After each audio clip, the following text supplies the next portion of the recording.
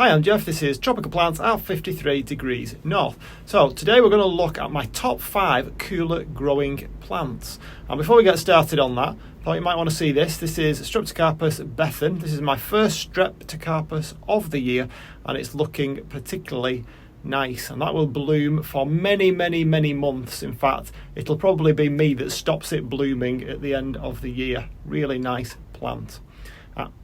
Fudge. He's already got one glove, and now, no, Fudge, don't get the other glove. No, don't.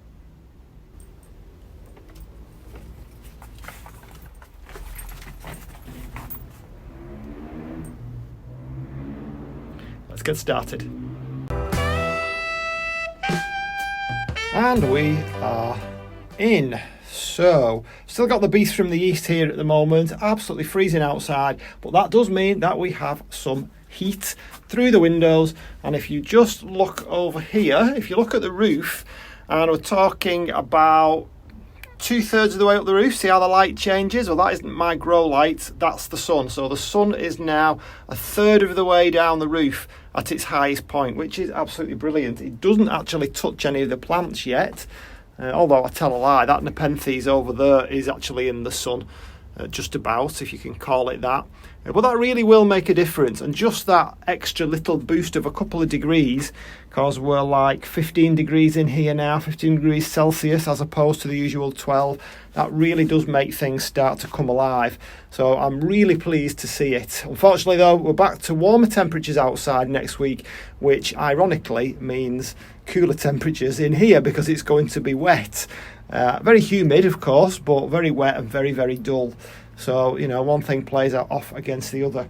So, we're talking about my top 5 cool growing plants. So, if you've been following me for a while, you'll know what my conditions are like, but I'll give you a very quick rundown. So, in the cooler side of the greenhouse, 12 degrees Celsius, it's kept at that morning and night. It's as humid as the outside will allow, which in this country is pretty much all the time, except when we get easterlies, which only happens once a year.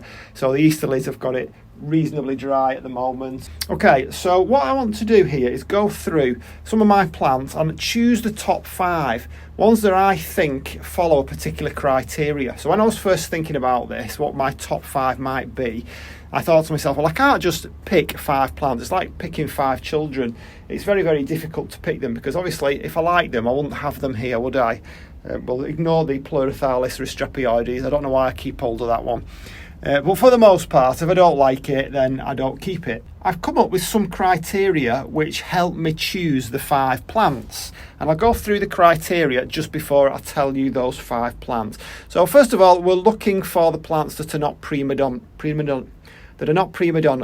So that more or less chalks off all the orchids, because orchids are prima donnas in my country for the most part. Of course, I am claiming a little bit more difficulty to most orchid growers, simply because many orchid growers in this country, that's all they grow. That's great, they can be absolutely fantastic at that, much better than me, but they're not trying to grow such a wide range of genera in one particular spot. And that makes life much more difficult. If I was to focus on just orchids, I think my life would be a little bit easier in terms of looking after them. But I've made my choice and I'm happy to stick with it for now. There's nothing to say that I won't swap over at some point in the future. So we're not looking at prima donna plants. We're not looking at the tricky yet very rewarding plants, of which there are many. These are the doers, the reliable ones. No plant is perfect, so even the ones that I choose won't be absolutely spot on with every bit of the criteria that I'm going to run through. So I'll quickly run through it. So it's the usual kind of things that you're used to, really. Temperature, watering, light, feeding, repotting, blooms, etc. So we'll start with temperatures. So we're talking about something that's not only tolerant to 12 degrees, but something that will go a little bit below it and will go rather a lot higher than it. Now, this greenhouse has been known to get up to 36 in the middle of summer, even with all the shading on and even with damping down.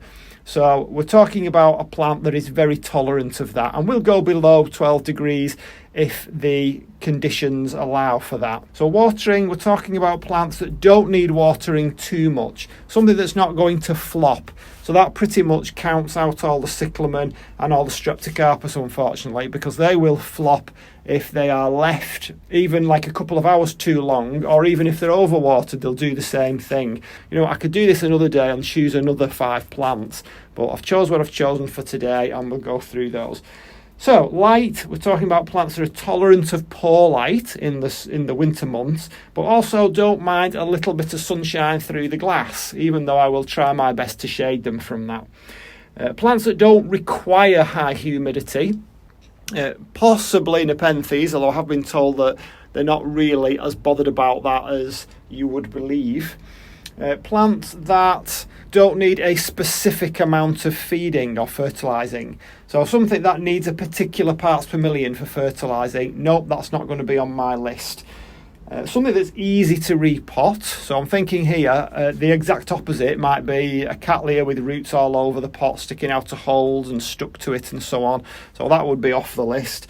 And of course, goes without saying, something with not only fabulous blooms or something of interest, because it might not be a bloom that's interesting, something that does something for a long period of time and keeps us all very, very excited. Now, on another day, I would choose something that is absolutely fantastic, even if fleeting, because sometimes the fleeting nature of a bloom is what makes it attractive. But as I say, that's not part of my criteria today. I could choose another criteria on another day. So, in no particular order, let's go through my top 5 cool growing plants as of February 2021.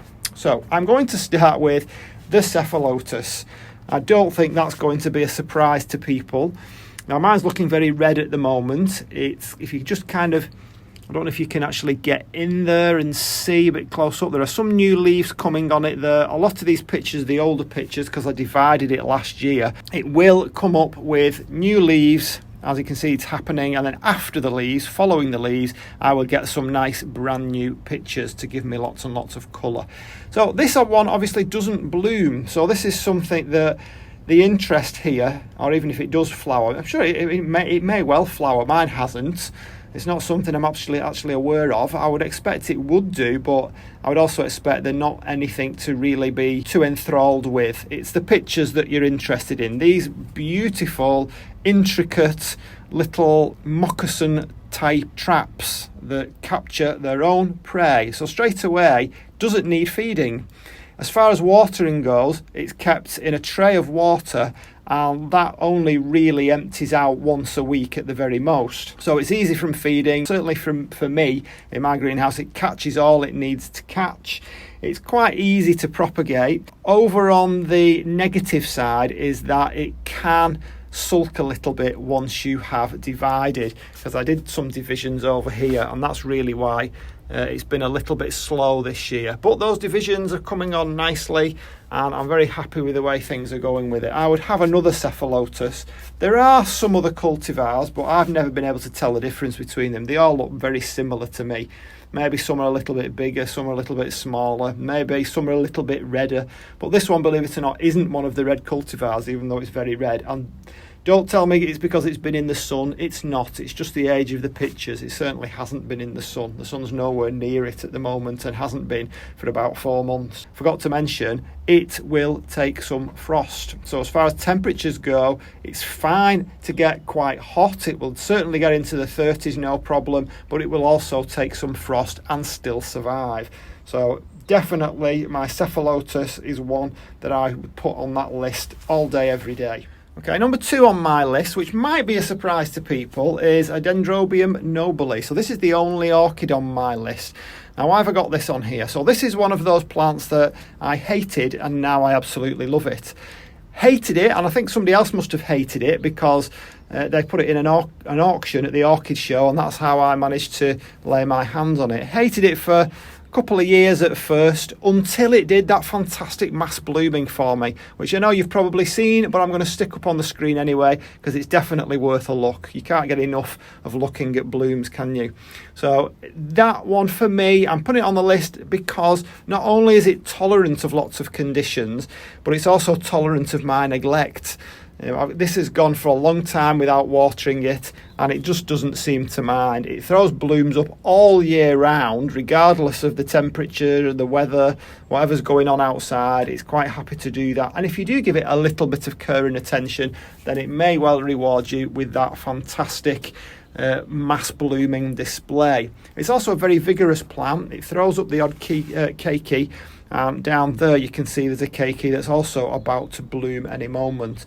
This one's just come off its winter rest, and you can see there is a bud about to blast there, but that's because I didn't water it for a while. Now that I can see there are quite a number of buds on it, and even more buds have appeared.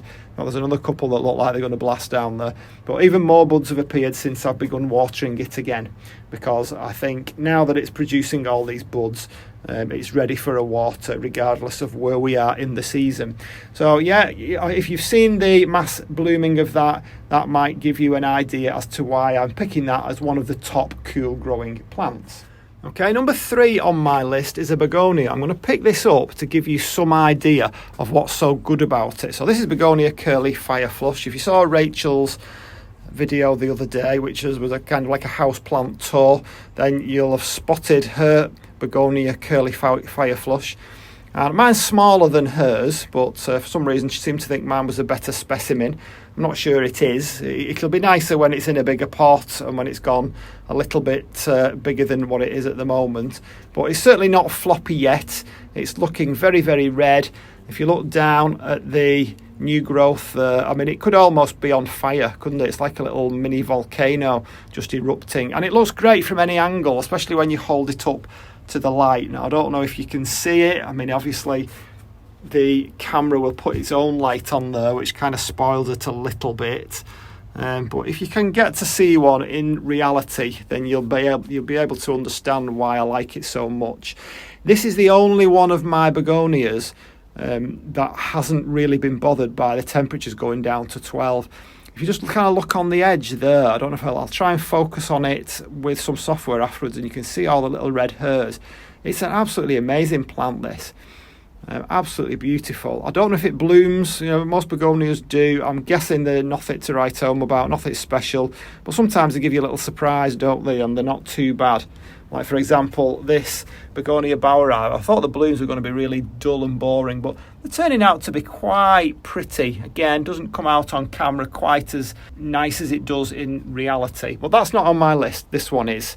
So yeah, Begonia curly fireflush. It will take shade, so if you're looking for house plants, that's a good one for shade. Doesn't really want to be in the full sun anyway. Most begonias, unless it's the bedding plant variety, don't want to be in the sun. And it will dry out, and it will be fine to dry out for a few days. You don't have to instantly rush to water it. I've left it dry for a while. When I have done, it hasn't bothered to flop. It just stays as it is. I give it another water and it's ready to go again. So this is the only one. There's a little bit of cold damage, but not so much. When I look at the other begonias that I've got, most of them I've either moved over into the warm side now, or you can see where there is quite a bit of damage from the cold. So that's the next one on my list. Now, I very much doubt that anybody will have thought I would pick this one. This is Phlebodium aureum divana. Now, why am I picking this one as one of my top plants? Because it doesn't bloom. It's just pretty much leaves. And if you go to some parts of the world, like Florida, for example, or many parts of the world in South America, then you will find that this is pretty much a weed. Okay, but I assure you, for people in the UK, this is very exotic. We don't have anything like this. So what do I like about it? Well, it's the fact that what it gives me is what no other plant in here would give me. This is all about texture, the feel of it, and the sound it makes when you feel. So how many plants actually do that for you, give you a texture to feel and a sound? So have a listen to this.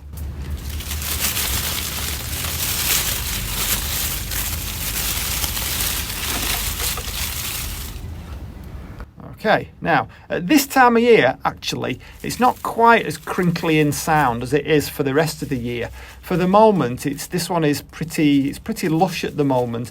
It's put a lot of new growth on. The new growth, the number of lobes on the new growth are very different to the number of lobes on the older growth. And when you get into it, if I can just see if I can turn it round a bit, these really odd looking furry bits of rhizome with the blue on them, again, this is something that we don't have. These little furry things, I think they're really sweet and they are very nice, and I mean, what's not to like?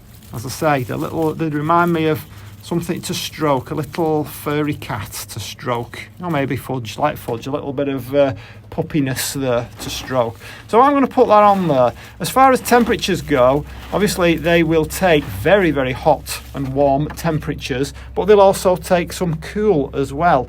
They don't seem to suffer too much. I think a couple of blackened edges here from the sun, but for the most part they don't mind being quite hot. It's just when it's through glass that it makes a difference. Certainly outside they wouldn't even skip a beat if the sun was on them all the time, I expect.